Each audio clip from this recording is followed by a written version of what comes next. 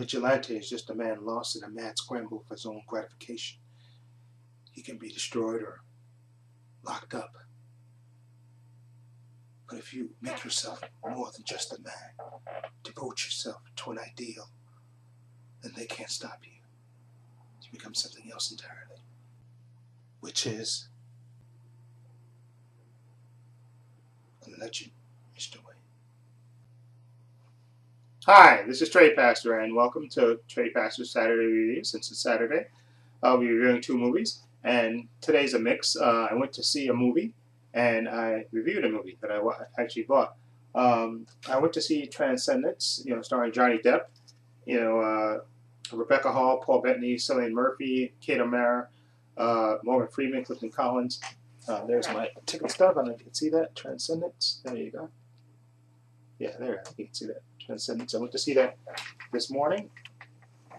Okay, and basically, this is the story of a researcher, a scientist, Dr. Will Castor, played by Johnny Depp. He's the expert. He's married to Rebecca Hall's character, who's his wife, Evelyn Castor. Okay, and they have a colleague, Max Walters, played by Paul Bettany. And I think another colleague of theirs is Morgan Freeman's character, Joseph Taggart. And Dr. Will Castor is a foremost researcher, in artificial intelligence. They even have a machine that he's trying to work to get it, to be, artificial intelligence, and to actually, they're trying to teach it to have human emotions and stuff, and to be fully sentient. I think that's the word. Anyway, but of course, his experiences made him famous, and this anti-technology group has basically targeted him. And as you can see in the trailer, so this is not really a spoiler, they actually target him and they actually shoot him.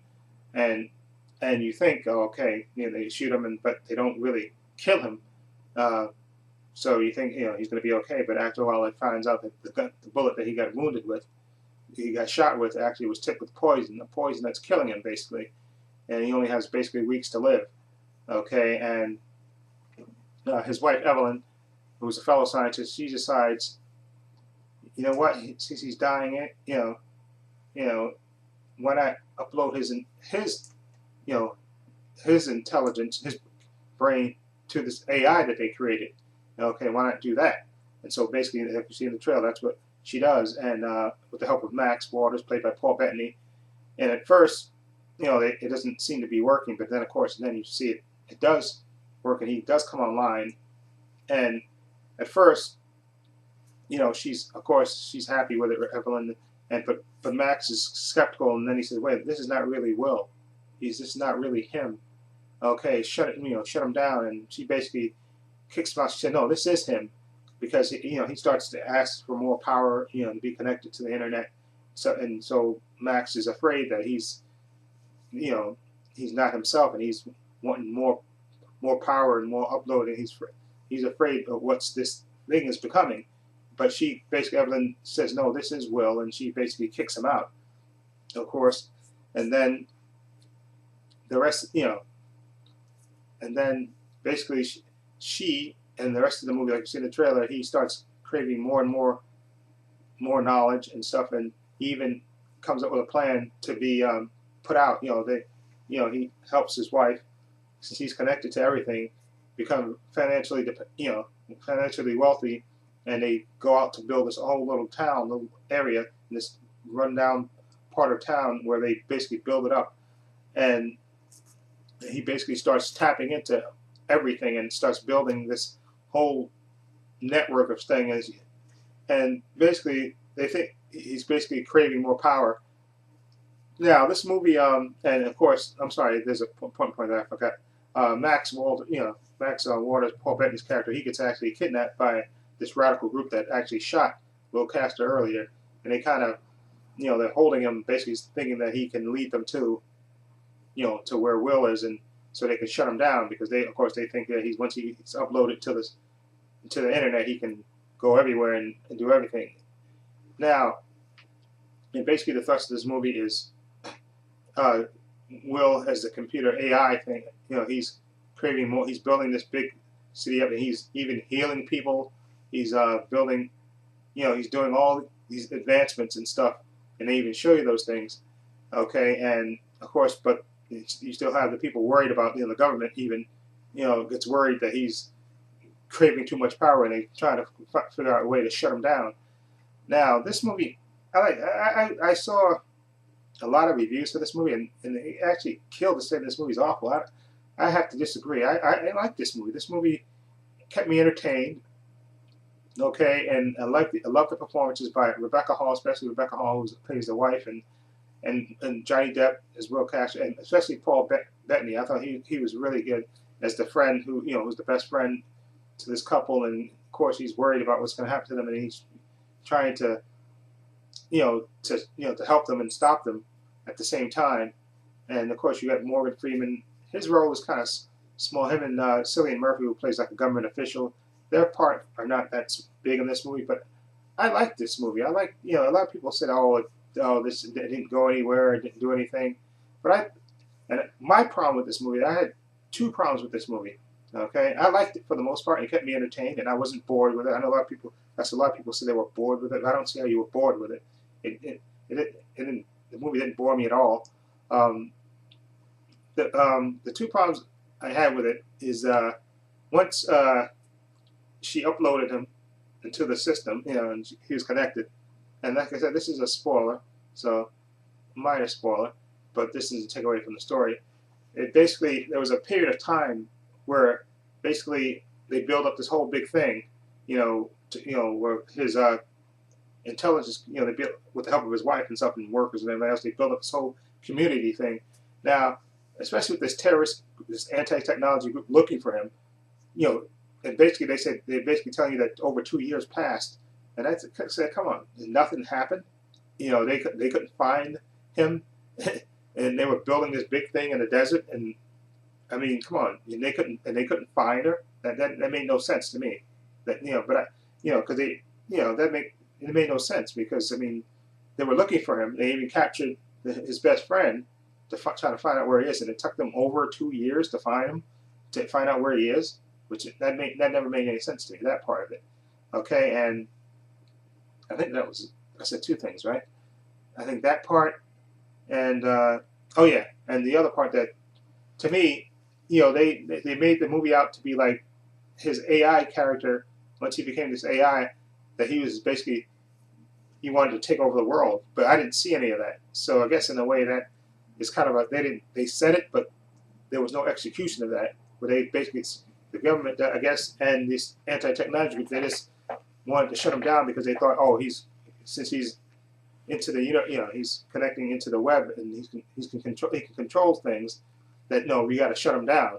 Basically, we just got to shut him down. No matter the fact that he was helping people, he's making all these medical miracles and helping people in the movie, but they still want the government and this anti-technology group wanted to shut him down, and I didn't see him do anything overtly evil in this movie to me. Exactly. So I don't know why there was this big push to shut him down.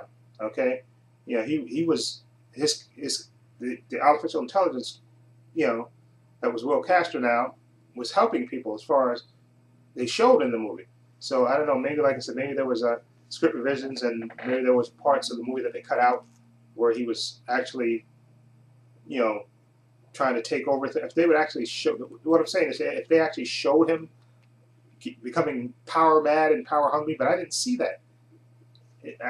To me, so that's why it kind of rang false to me when they tried to stop him. Because it wasn't like he was doing something so overtly, evil. But that's just me. Anyway, but like I said, I enjoyed the movie. I know a lot of people said it was boring, but no, the movie wasn't boring to me at all. I love the performances and stuff. I like Johnny Depp. I love Rebecca Hall, and especially Paul Bettany. I think he was really good. You really felt for him, and I enjoyed this movie at all. So I'm going to give Transcendence. I'm going to give it a 7.5. I'm going to give it a 7.5. Like I said, I enjoyed it. Like I said, it's not the best movie about technology and man and all that stuff. Like I said, because I think they failed to show, at least to me, how this character, was so evil and why they had to be so worried about him. They didn't show that to me. It just seemed like this anti-technology group in the government was just, saying there was this concern that he was actually, he was uploaded into the internet and he was controlling things that he could, but he didn't do anything overtly evil at all to me. But anyway, that's just me. Okay, a 7.5 for Transcendence. I definitely recommend you go see it and judge for yourself. Okay, and like I said, I enjoyed it. It didn't bore me at all, and I liked the performances in this, and I would definitely gonna get this on Blu-ray when it comes out. Okay, and maybe there's like an alternate ending or missing scenes in there that would better explain, the motive of the government and and the anti-technology groups. But that's just me. Okay, 7.5 for Transcendence. Now the next movie that I'm reviewing is a movie that came out earlier this year, Ride Along, starring Ice Cube and Kevin Hart. Okay, this is a comedy. Okay, like I said, it came out earlier this year, and basically it's the story of Kevin Hart's character. He's like a security guard in he's named Ben Barber, who works in I think in a high school. Okay, and he's going out with Angela Patton, who's like the sister of Ice Cube's character, James Patton, who's a cop, this detective, a rough, hard detective, and basically he's Kevin Hart's character wants to get his approval, because he wants to marry. He got accepted to the police academy, and now he wants to marry his girlfriend Angela, but she wants him to get approval from her brother, Ice Cube, who, James Patton, who can't stand Kevin Hart's character. Okay, and so he decides, what, the way that I can get rid of him is I'll take him on a ride along with me. I'll take him with me out, and we'll go on it, and I'll basically let him get a taste of real police work, and he'll, after the end of it, he'll be so fed up, that he'll walk away and hopefully walk away from his sister. Now, like I said, this is a comedy, a little bit of action action thrown in there. Now, I have to say, honestly, this movie was a lot less funnier than I thought it was going to be. I mean, it was funny. There were a couple of moments in it, not a couple, there was a few moments in here that made me just laugh my behind off. But it wasn't as funny, it was like more of an action comedy, and I guess maybe because of Kevin Hart's in it, I thought it was going to be more comedy in it. But it had a nice mix of comedy, but it wasn't, I guess, not as laugh out funny as I thought it was going to be, put it that way. It was still entertaining. I still, Kevin Hart is hilarious, no matter what he does. Okay, he's just hilarious. And Ice Cube is just usually scowling himself in this movie. And you got, a little fine support from John Leguizamo, Bruce McGill, and what's the actress's name that plays the sister? Her name is Tika Sumpter. She's absolutely beautiful. Okay, I remember she was on the soap One Life to Live. And she is absolutely beautiful. I like to see her become a bigger star. She definitely has like a nice screen presence and stuff, and she's absolutely gorgeous. Okay, but anyway, like I said, wasn't as funny, laugh out funny as I thought it was going to be, but it was still decent. Okay, and like I said, they had a nice little chemistry between them, Ice Cube and Kevin Hart, and Kevin Hart is hilarious. Oh yeah, I forgot, Lawrence Fishburne is in this as well. Okay, I won't spoil what his part is, but he's in this as well. Okay, so I'm going to give Ride Along a 7 out of 10. I think this movie made enough money where I think they're going to make a sequel to it. Okay, I wouldn't mind seeing a sequel if they, develop, his character a little bit more, Kevin Hart's character, and see more. I wouldn't mind revisiting these characters again, but I'm going to give Ride Along a solid 7. I think it was, like I said, entertaining. Definitely worth, worth checking out. Okay, it had its moments and stuff. Not as laugh out funny as I thought it was going to be, but still entertaining. So I would give Ride Along a 7. Okay, definitely glad I picked that up. And of course, I'm talking about the other movie I reviewed, of course, is Transcendence. I gave this a 7.5. Like I said, I saw a lot of reviews for this, and a lot of reviews are actually killing this movie, saying it was awful, it was boring, and the second half of the movie didn't live up to the premise of the title. And like I said, I agree with that somewhat, especially in regards to Johnny Depp's character. They made it out to be, at least watching the trailer, that, oh, this guy's going to be a megalomaniac and wanted more power and take over everything. But it wasn't like that. I mean, that, I guess, is a failing on the part of the movie, that they made him out to be this big mega threat, and I didn't see it. I'm sorry, I just didn't see it. But like I said, I was entertained still, and I like the performances by the characters in this, and so I'm going to give it a 7.5. So see Transcendence, judge for yourself. Like I said, I wasn't bored at all. I know people say they were bored and stuff, but no, I'm definitely going to pick Transcendence up when it comes out on Blu-ray. Definitely worth checking out. Okay. So anyway, let me know what you think of those two movies that I reviewed. Feel free to leave comments down below. This is Trepacer saying so long and take care, and take care.